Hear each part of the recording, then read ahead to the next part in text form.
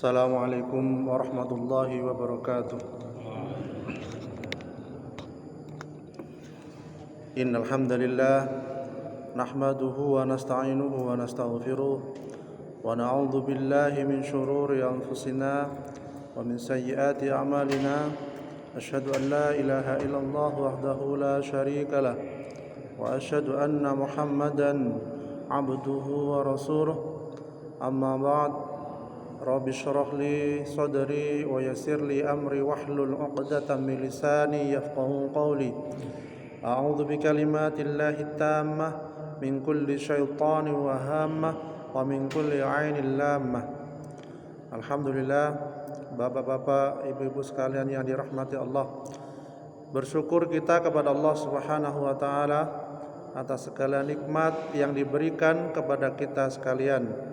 Nikmat Islam, nikmat iman, dan nikmat kita bisa istiqomah beribadah kepada Allah Subhanahu wa taala. Sungguh tiada ternilai kesempatan ini yang diberikan kepada Allah kepada kita sekalian, yang diberikan oleh Allah kepada kita sekalian.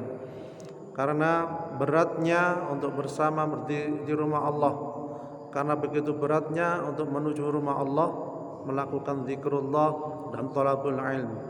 Karena apa? Ada berapa keutamaan sebenarnya yang harus kita raih dalam menuntut ilmu itu. Ada beberapa keutamaan. Yang pertama yaitu Rasulullah sallallahu alaihi wasallam bersabda, "Utlubul ilma minal mahdi ilal lahdi." Tuntutlah ilmu dari buayan hingga liang lahat. Ya. Karena apa? Ini merupakan perintah dari Rasulullah sallallahu alaihi wasallam. Ya. Berikut keutamaannya orang yang menuntut ilmu itu. Yang pertama adalah dimudahkan jalan ke surga. Kita sekalian beribadah kepada Allah. Itu tujuan utamanya adalah supaya dimudahkan Allah menuju surganya. Begitu juga dengan menuntut ilmu, ini merupakan salah satu jalan agar kita dimudahkan ke surganya Allah Subhanahu wa taala. Ya. Dalam sebuah hadis disampaikan juga yang artinya siapa yang menempuh jalan untuk mencari ilmu, maka Allah akan mudahkan baginya jalan menuju surga. Hadis riwayat Muslim. Kemudian manfaat menuntut ilmu yang kedua adalah ditinggikan derajatnya. Jadi kalau kita ingin ditinggikan derajatnya oleh Allah Subhanahu wa taala, salah satu jalannya adalah menuntut ilmu. Ya. Dari Ibnu Abbas radhiyallahu an, ya, ketika menafsirkan ayat, Allah meninggikan orang-orang yang berilmu dari kamu sekalian dan orang-orang yang Allah meninggikan orang-orang yang beriman dari kamu sekalian dan orang-orang yang diberi ilmu beberapa derajat. Ini dalam surat Al-Mujadalah. Ya. Dia berkata maksudnya adalah Allah meninggikan orang-orang yang diberi ilmu atas orang-orang yang beriman beberapa derajat. Ini hadis riwayat dari nomor 356. Kemudian manfaat menuntut ilmu yang ketiga itu adalah dicintai Rasulullah sallallahu alaihi wasallam. Ya. Jadi kalau pengen dicintai Rasulullah, niku tidak sekedar membaca sholawat saja, ya. Tidak sekedar membaca ini dan itu, tetapi di sisi lain adalah menuntut ilmu. Ya. Karena apa? Rasulullah sallallahu alaihi wasallam itu mendoakan orang yang mencari ilmu. Ya. Dari Zaid bin Thabit, dia berkata, saya mendengar Rasulullah sallallahu alaihi wasallam bersabda, semoga Allah memperindah, ya, semoga Allah memperindah orang yang mendengar hadis dariku lalu menghafal dan menyampaikan kepada orang lain. Berapa banyak orang yang menyampaikan ilmu kepada orang yang lebih berilmu, dan berapa banyak pembawa ilmu yang tidak berilmu. Ya. Jadi ilmu ini mungkin ada juga yang dimiliki oleh seorang, bahkan mungkin ada yang banyak.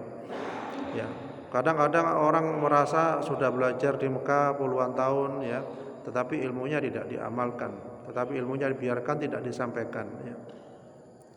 Kemudian yang keempat adalah manfaat dari menuntut ilmu itu merupakan paling utama. Ya. Dari Utsman bin Affan ia berkata, Nabi Shallallahu Alaihi Wasallam bersabda, orang yang paling utama di antara kalian adalah seorang yang belajar Al-Quran dan mengajarkannya. Oke. Jadi orang yang paling utama di antara kalian adalah seorang yang belajar Al-Quran dan mengajarkannya. Dari Al-Quran saja banyak ilmu yang kita dapat, ya, ilmu tajwid, ilmu tafsir, ya, kemudian ya, ilmu-ilmu yang lainnya. Ya. Artinya apa? Kedekatan seorang beriman, ya, yang utama juga dengan Al-Quran. Ya, dibaca iya, dipelajari iya, kemudian diamalkan iya. Ya. Kemudian yang kelima, keutamaan menuntut ilmu adalah dimintakan ampun seisi bumi dan langit, Masya Allah. Jadi dimintakan ampun seisi bumi dan langit bagi para penuntut ilmu. Dari Abu Darda ia berkata, aku mendengar Rasulullah Sallallahu Alaihi Wasallam bersabda, sesungguhnya akan memintakan ampun untuk seorang alim makhluk yang di langit dan di bumi hingga ikan hiu di dasar laut, Masya Allah. Jadi sesungguhnya akan memintakan ampun untuk orang alim makhluk yang di langit dan di bumi hingga ikan hiu di dasar laut. Niki hadis riwayat Ibnu Majah nomor 235. Ya. Kemudian yang keenam adalah yang terakhir, manfaat dari menuntut ilmu itu adalah bahagia dunia dan akhirat. Okay. Bahagia dunia dan akhirat. Man arada dunya fa'alaihi bil ilm, wa man arada al akhirah fa'alaihi bil ilm, wa man aradahuma fa'alaihi bil ilm. Ya. Barang siapa menginginkan kebahagiaan dunia, maka tuntutlah ilmu, dan barang siapa yang ingin kebahagiaan akhirat, tuntutlah ilmu, dan barang siapa yang menginginkan keduanya, tuntutlah ilmu pengetahuan. Ya. Karena apa? Yang tadi disampaikan bahwa menuntut ilmu itu merupakan petunjuk, ya, merupakan petunjuk ke jalan yang lurus, sebagaimana yang kita minta di surah Al-Fatihah. Ihdinas siratal mustaqim, siratal ladzina an'amta 'alaihim, ghairil maghdubi 'alaihim waladdallin. Ya, yang artinya apa? Nggih, panjenengan sudah tahu semua artinya Al-Fatihah? Nggih, insyaallah tahu semua nggih. Tunjukkanlah kepada yang lurus, tunjukkanlah kami ke jalan yang lurus. Jalan yang lurus yang bagaimana? Yaitu jalan orang-orang yang kau anugerahkan nikmat kepada mereka, bukan jalan yang dimurkai dan bukan pula jalan mereka yang sesat. Ya. Kalau ingin mendapatkan jalan yang nikmat bagaimana? Ya, salah satunya adalah dengan menuntut ilmu. Ya. Akan Allah beri kemudahan orang yang menuntut ilmu, akan Allah beri petunjuk kepada orang yang menuntut ilmu. Karena apa? Itu pun juga permintaan kita di kalimat tadi. Tunjukkanlah kami ke jalan yang lurus, ya Allah. Ya, ini salah satu jalan yang kita bersama-sama belajar tentang ilmu. Ya. Bapak-bapak sekalian yang dirahmati Allah, ya, bersyukur juga kita kepada Allah. Ya.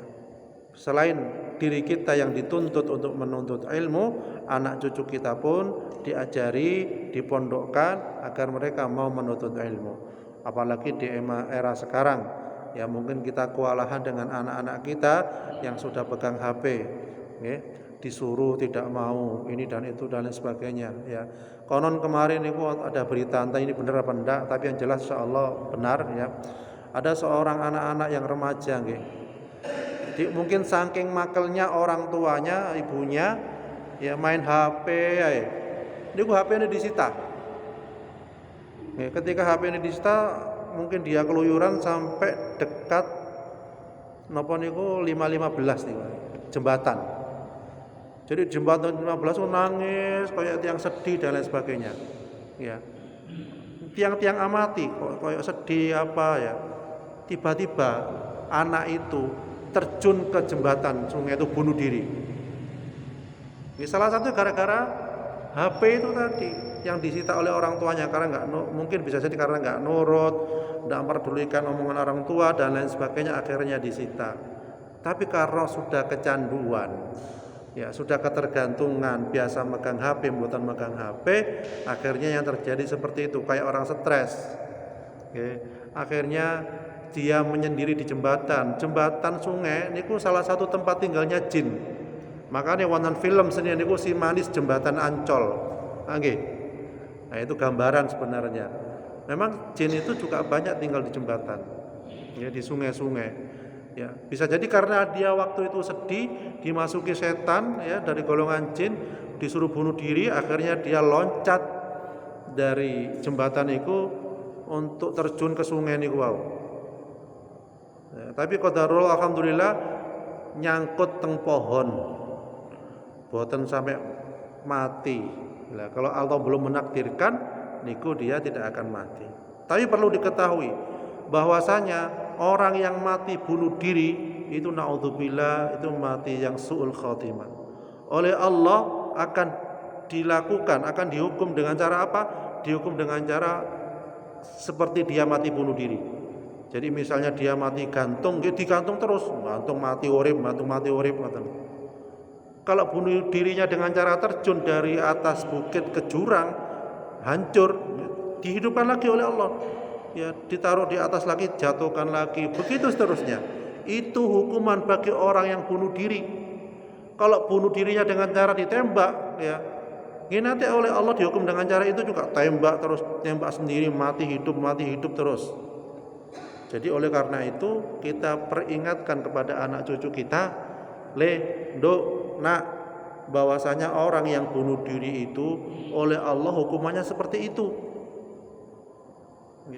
Akhirnya apa yang terjadi? Mereka akan takut dan insya Allah tidak akan melakukan bunuh diri sebagaimana cerita-cerita yang sudah disampaikan.